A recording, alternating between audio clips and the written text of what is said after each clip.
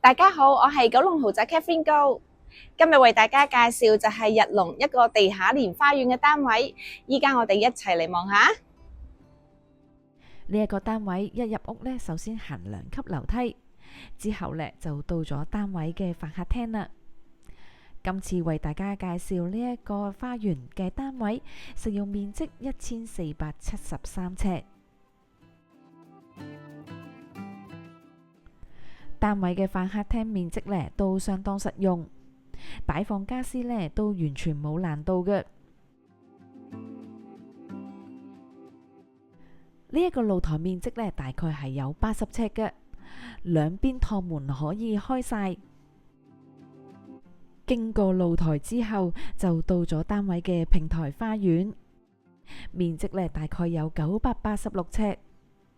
除咗可以開呢一個 BBQ 嘅大 party， 多人喺度活動呢都完全冇難度。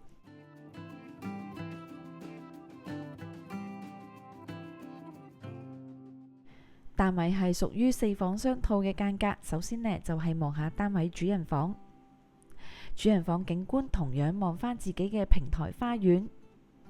主人房面積相當闊落，而且仲有呢一個特定嘅衣帽間。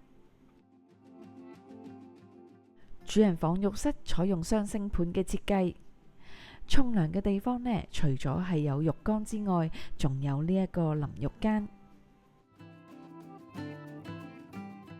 呢一間呢就係主人房隔離嘅客房。喺飯廳行入去就係單位另外2間睡房。呢一間呢就係小套房。小套房浴室有窗，採用浴缸嘅設計。另外仲有一間客房。呢一個呢就係屬於單位嘅客廁。嚟到廚房已經見到呢就係各類型嘅名牌煮食爐具同埋廚房電器。備餐空間同樣充足。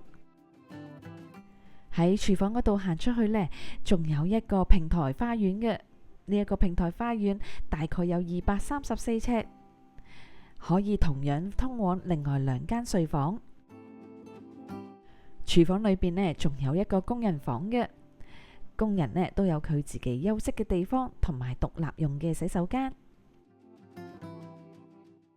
今日就介紹到呢一度啦，多謝晒大家睇我嘅影片。中意嘅話就記得讚好、分享同訂閱我頻道。下條片見，拜拜。